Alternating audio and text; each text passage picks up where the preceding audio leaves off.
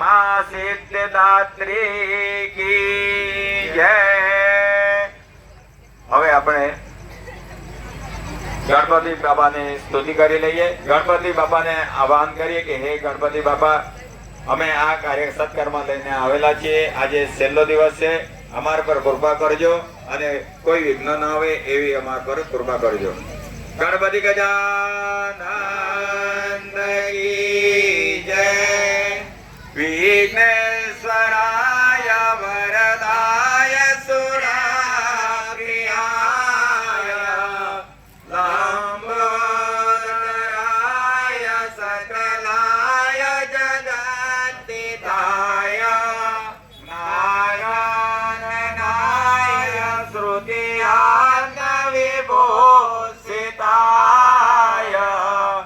Gauri સુતાય Gananath Namo Namaste.